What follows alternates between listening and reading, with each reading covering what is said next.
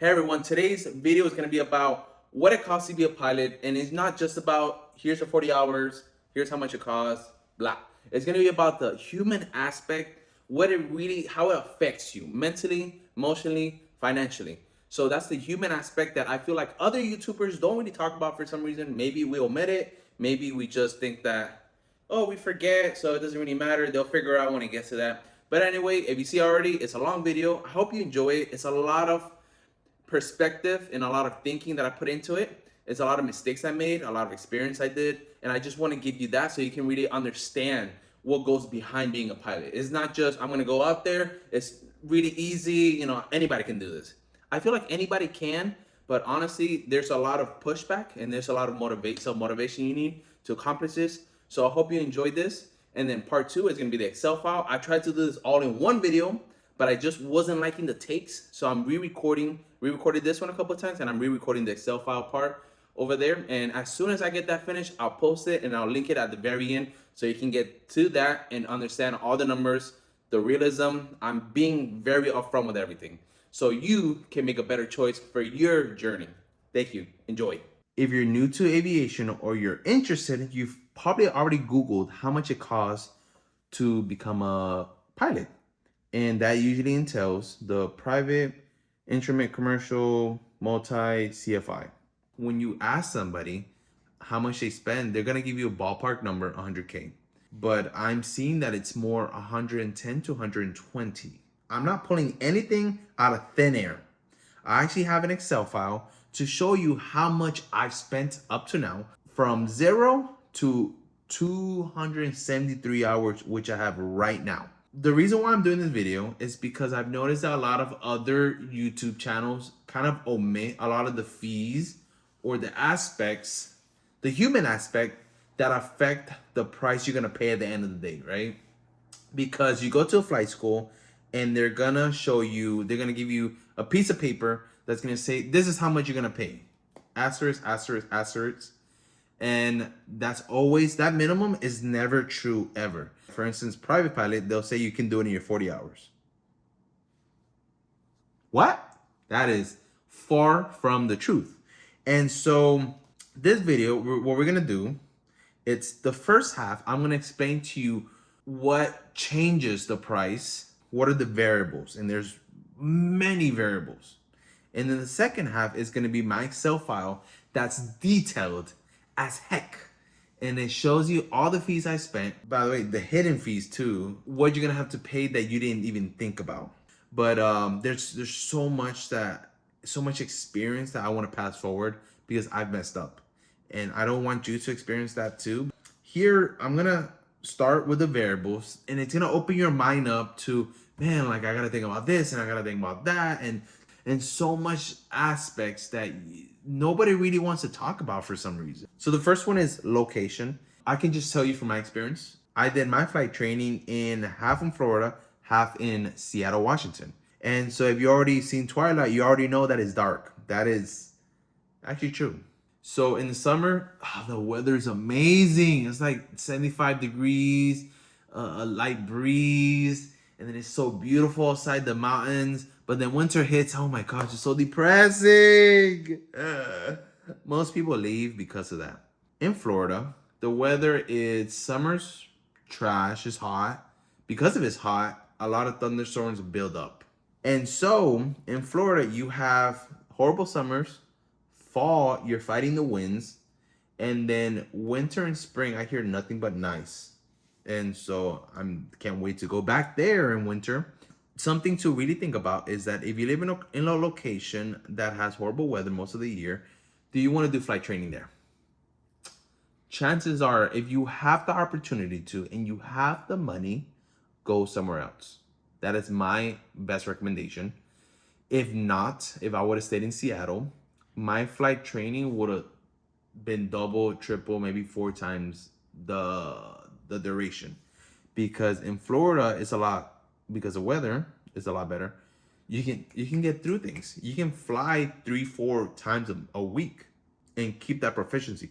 But in Seattle, when that winter hits, you're maybe flying at one time a week, and you're also fighting for spots. But yes, Also think about big city versus small city. If you're in a small city, chances are availability of flight schools are gonna be tough. So you might have to go to the bigger city within that state, either way. But if you're moving and you're spending all that money, might as well go to a state that has a bigger aviation. So let's talk about the type of aircraft you're gonna be dealing with during your training. So I have my list here. Here some popular ones, but you can do a 172, you can do a 182, you can do a Cherokee, you can do the 150, you can do the Piper Warriors, the Archer, or you can even do a multi-engine and the Seminole, right? Why would you do that? Well, maybe you own a multi-engine, so it just makes sense. But anyway, most of us do single engine, right? So 150 are usually cheaper. They just are. They're lightweight, and they go usually for $140 to $150. I'm gonna put a list of the pricing on one of the flight schools I was flying for, current prices, so you can kind of get a grasp of how much it's gonna cost. And when you do your own numbers and stuff, you can kind of figure that out.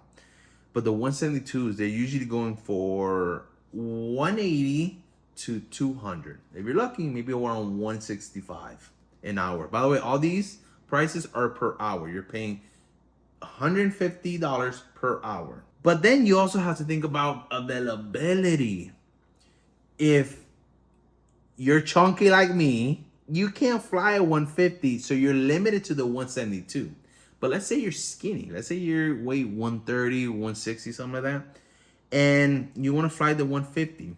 If your instructor is within the weight limit, then go for it, right? And then you also have to see the people around you. You have to see, are everybody flying the 150? If you're fighting for the 150, is it really worth trying to fly only that aircraft and limiting yourself on the schedule? Saying, oh, well, I couldn't get the 150 3 times a week, so 2 times is fine, right? And then let's say you want to fly one day on the 172. Each aircraft behaves differently. So those are new ways of flying or new muscle memories you got to deal with. So it's better to just stick to one, and the one that most convenient for you is the best. Now let's look at the equipment that is on the aircraft. So you have to look up 6-pack versus class cockpit. Glass will be a little bit closer to what the airliners have. Of course, their system might be different, but it's just the fact that you're gonna have this nice screen, and then you're gonna have your standby. But the screen, you're gonna have all the systems connected to that, and so you're gonna have more precise data. Especially for instrument, oh my gosh, amazing. Don't do 6-pack, not worth it. But if you're doing private piloting, commercial, CFI, I say go for it. And of course, glass usually costs more. There are places where it might be different, where a glass can be as much as a 6-pack. I remember flying Cherokee, and I think it was only a $5 difference. Next thing is CFI instructor. I have a few questions that I'm gonna just tell you back to back, so you can really think about and widen up your perspective. So first question, is your CFI full time or part time? How many hours of teaching do they have? Do they explain well? That's a good one, because you can be a good pilot but not teach. Are they guiding you properly? Are they about to leave for their airliners, and are they jaded at this point? Are they passionate, or are they time builders? Do they want to fly frequently, and are you compatible? So compatibility, start from the bottom. I think that's such an important one.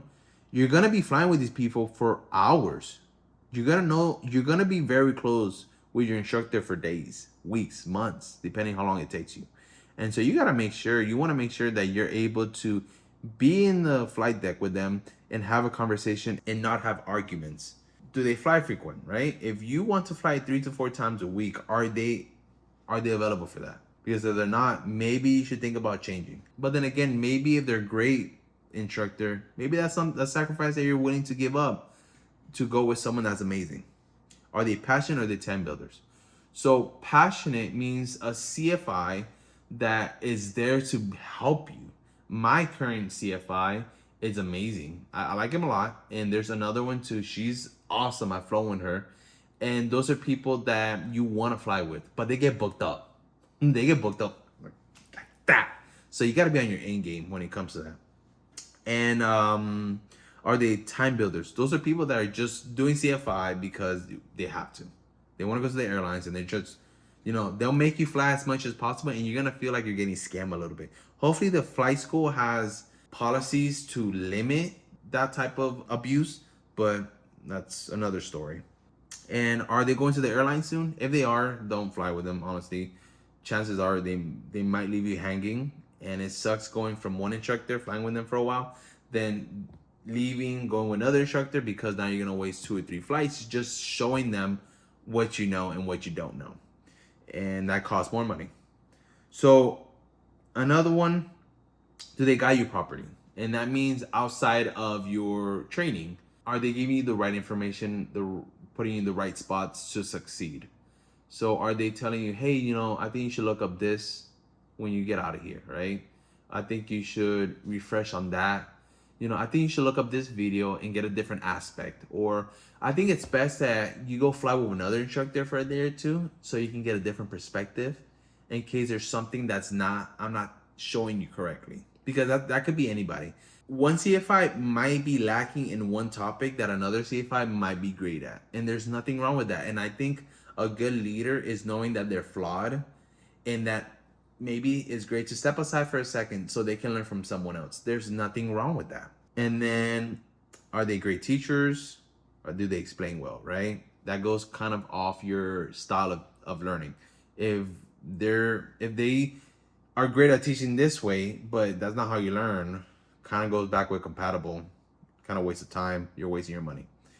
And it's your CFI full-time, part-time. So this is not to say that one is better than the other, because you can have a full-time instructor that's just a time builder, or you can have a part-time instructor, my pencil film, that is amazing and passionate. So you have to think about what do you want out of this? If you really want to fly every day, maybe part-time isn't what you want and you want to go with a full-time instructor. Someone that is doing this every single day and trying to get out there and fly. But again, it's a balance, right? You're juggling so many factors that you don't know what to choose. By the way, something interesting is that some instructors cost more than others. So the average instructor costs from $70 to $100, something to think about. Usually for private, it's about 70, and then when you become commercial or CFI, you're getting more into that 100 because you're doing advanced training. So the next variable when it comes to your cost, it's the flight school you pick. So you have to pick, starting off, do you want to do a part 141 or do you want to do a part 61? And on paper, part 141 looks amazing because they're structured. They'll tell you exactly what you need to do. They'll put you on a path, right? Compared to part 61 that's on your own and you have to make a plan with your instructor. So, but the thing about it is that part 141 are notorious for under evaluating, and then when you come at the end of the day, you're paying more than you expected, maybe a 10 to 15%, and it's just well known for that. You have to think about the fact that since they're full-time schools, they're getting a lot of people in and out. So their airplanes are usually a lot newer, brand spanking new. So that costs even more, but you're getting the best in technology and so on. But part 61 isn't a bad idea. I do part 61. That's literally been my entire path. I would recommend, if you're going to do 141, it's because you want to just finish as soon as possible, or maybe you're going the path where you're getting your restricted ATP. Restricted ATP means that what it means is that alongside to your flying, you're going to go to university, but there's specific universities that the FAA allows, and you're going to get a specific degree. There's a list, and that helps reduce the amount of hours you need. Instead of 15 hours, if you get your bachelor's, it's 1,000, and if you get your associates, it's 1,200. But that's a good idea if you're thinking of getting a degree. Don't think that, oh, well, they say you don't need a degree to become a pilot. Well, you're not wrong, but there's cycles all the time. And we're entering the slow cycle now. So the restrictions to be a pilot are going to be really tight. And do you think if two people with similar flight hours are competing, which one they're going to choose. If it's me or another person that's never actually worked other than flying, which one you think they're going to choose? Be honest. And I'm not saying this to brag, I'm just being realistic. They're probably going to choose me, the engineer. I have the certificates, and I also have work experience under my belt. I'm a little older too, so they know that I work well in the working environment. That's just something you have to think about, especially when you're young. Don't just try to put your nest egg in one thing. Try to diversify. That is my biggest tip that I give you. But now flight school, going back to that, here are some things that you're not gonna know until you go to a flight school and start. Because you can ask questions, but they're never, I feel like they omit it or they lie to you. So, or they evolve. Flight schools evolve over time, especially when they're new. And then they see patterns of or ways that they can make the system efficient. So right here I have a list. So monthly check-ins for solos. So let me explain to you. If you're a private, if you're becoming a private pilot and you're a student, legally you have a 90-day sign-off. So when your instructor thinks that you're solo ready, he signs you off, and that sign-off is valid for 90 days. But from my experience, my first flight school, you had to do a monthly check-in. So if you didn't fly with your instructor within a month of your last flight, you had to go fly with him and have him sign off, not your logbook, but a piece of paper that they keep on hand. And then, of course, that's more money. Another one is constant phase checks. So in your student pilot, technically you can say each rating has like a phase. They have blocks of like you do XYZ in each one, and they all drive you to the final goal of passing. But for student pilot, it's very distinguished. So for the first part, you're just learning how to land, you're learning how to fly. Then the second block would be more about learning to be able to solo. That's after solo, able to solo, get some experience, do everything by yourself. Then the fourth one would be we're gonna start doing cross country to your instructor. And then lastly is getting ready for a check ride. So most schools, or it used to be a practice where you just, right when you're ready for your solo time, you solo with your instructor maybe 1 or 2 times, and that's just staying in the pattern. Then you go get signed off by, in your school, it'd be a distinguished instructor that can sign this off. But let's say they'll do a ground and they'll take you offline for an hour or two just to see if you're capable of flying and understanding, because at this point, flying by yourself, it can be very overwhelming if you're not ready. So anyway, they do that, and then after that, you do another checkup with that phase instructor for your check ride when you're at the very end. But schools now are implementing that they want you to check or do a phase check every block. So instead of just 2 for your private, now you're doing 3 or 4. Pros, you're getting another pair of eyes. Cons, you're paying more. And so just something that you gotta ask your flight school. So late cancellations. If you are about to cancel a flight with your instructor, or just a flight by yourself too if you're doing solo time, and weather's good, a lot of schools will charge you a late fee, which could be like $20, $50 for that. So just think about that. Or even repeating cancellations. So in my Florida flight school, maybe a late fee won't be charged if it's random and it's rare. But if it's a repeating that you're doing it constantly, then they're gonna charge you a fee. Here's another one, after hours fees. So flight schools can be at different type of airports. So you have a Echo airport, which is more of an open environment, and then a Delta, a little bit closed. You might have to get a badge for security. Charlie, it's a more restricted airport because you're probably having international flights or national flights. And then Bravo, of course, is international. And you won't really find schools in Bravo, but that's besides the point.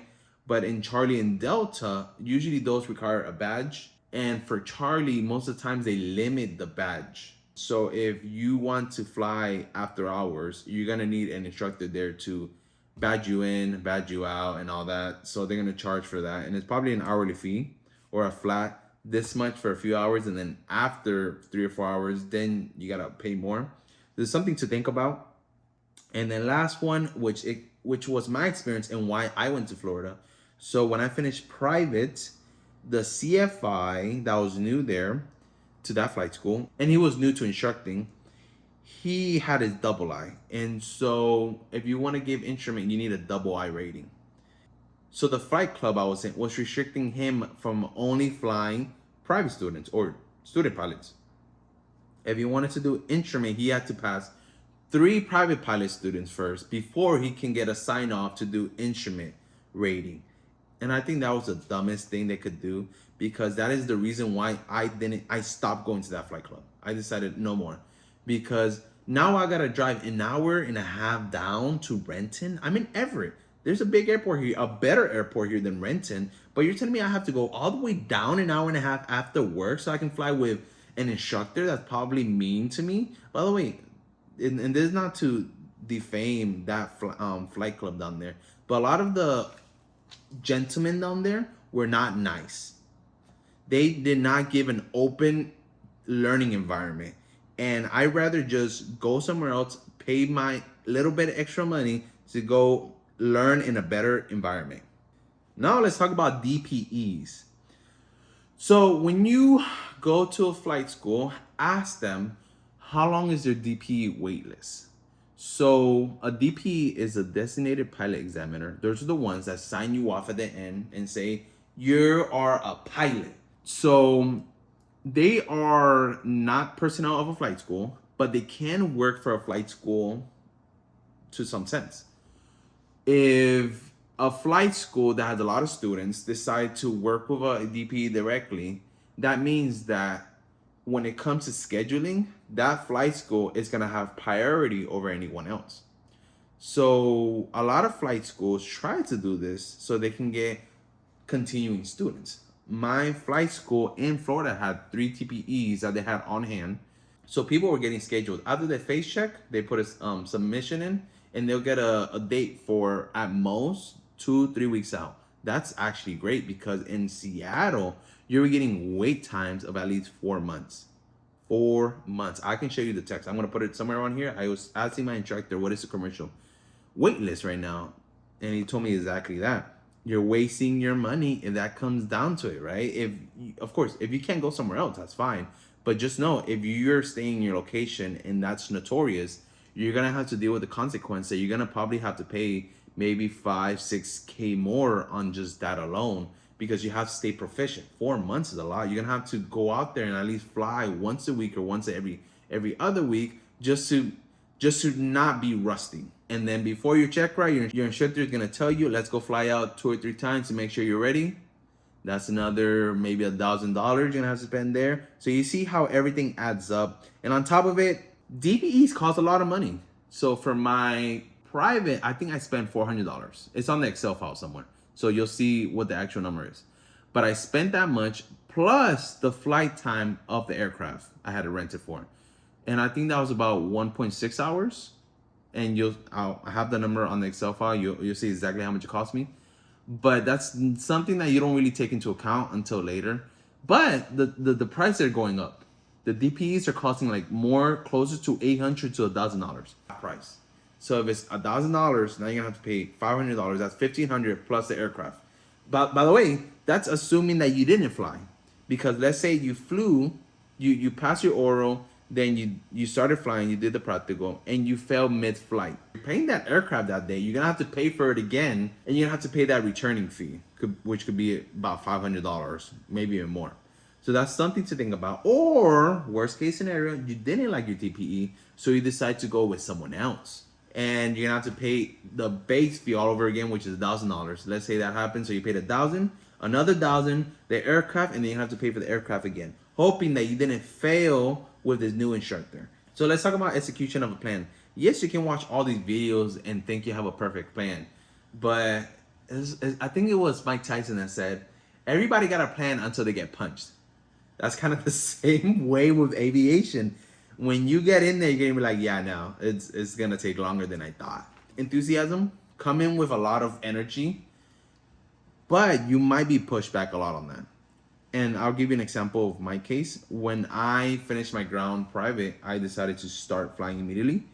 And I kept saying, I want to fly 3 to 4 times a week. And why did I choose that? Is because I saw someone else talk about that. I'll probably show who it was here. But me saying that made instructors kind of say, well, you're not gonna do that, and they give me 100 reasons why. So I initially started flying 1 to 2 times a week, but remember, 1 to 2 times a week, you're not really repeating everything constantly, so it's taking you longer to finish. If I would have stayed with my initial instructor, I think I left him to go to my new one when I was at 15 hours, I think. So if I would have stayed with him, he kept telling me that, oh yeah, we'll get you solo before 20. But honestly, I don't think that would have happened at the 20 hours. I think it would have been even longer. I had trouble with the flare, and I really wanted to just fly more so I can get repetitions in. Moves to the new instructor, and maybe in 10 hours, we got my landings down immediately. And so that's something you have to think about. People are going to push back. It's kind of like the hater mentality. People kept telling me 3 to 4 times a week is too much. You're going to be exhausted. I was fine. I was more than fine. But again, that's up to you. I had the energy and I really wanted to do this. Even if I worked 8, 9, 10 hours that same day, I really wanted to finish this. So that's something to think about. Another thing, it's early mornings, afternoons. If you're doing it early mornings, I think that's sometimes best. Depending on your location, you can have great weather, or depending like Seattle, when that fall season starts coming in, you're gonna start having that radiation fog building up in the morning, and so you might have to cancel a lot. So something to think about. Transition your plan with the seasons. And also, afternoons, if you have a full-time job, you might be exhausted. Just think about that. Think of how far your flight school is. If your flight school is over an hour away, you're probably going to quit. And I'm not trying to put you down, but statistically 80% of student pilots quit midway, because first, it's taking so long. They thought they're gonna they're gonna be soloed by 12 hours, and then second, how far it can be, or how difficult their instructors are. Just something to keep in mind. What makes a student pilot frustrated? Like I said, money. That's another thing. Try to have as much money as you can. I did. So I paid everything out of pocket. That is something that I was able to do. But again, I sacrificed a lot. I'm an engineer, and it took me about 3 years to build up enough money to pay for everything out of pocket. But if you don't have that, you're gonna have to do loans or a scholarship. Apply for scholarships. Again, expectations. If you are expecting a XYZ and it doesn't happen, you're gonna feel sad, frustrating with your instructor, so on. Another thing that also makes people quit is when they see how much everything costs at the end. Private pilot, if you look up online, it usually says it's gonna be $10,000 to $15,000. But if you're lucky, you get something close to 10 grand. But honestly, everybody I know finishes their private pilot closer to 100 hours than to that mandatory 40 hours. And if you think that you're not made to be a pilot because of that, you're completely wrong. I've known people that finish a private pilot at 130 hours. And there's no shame about that at all. If your goal is to become an airline pilot down the line, or even a CFI or anything like that, those hours add up. So don't feel that you wasted money. It is, it sucks, but just take the L, brush off, and continue. I finished my hours at 90. I finished my private at 90 hours. And at the time I was like, wow, that sucks, this and that. I could have used my time to do more cross countries. It is what it is. You just move on. That's what you got to do. So that is kind of it on all the variables that affect your experience in flying. Now the second half, I'm going to pull my computer out and I'm going to talk about my Excel file and all the parts and details that I wrote down. And give me 1 second so I can put that up right now.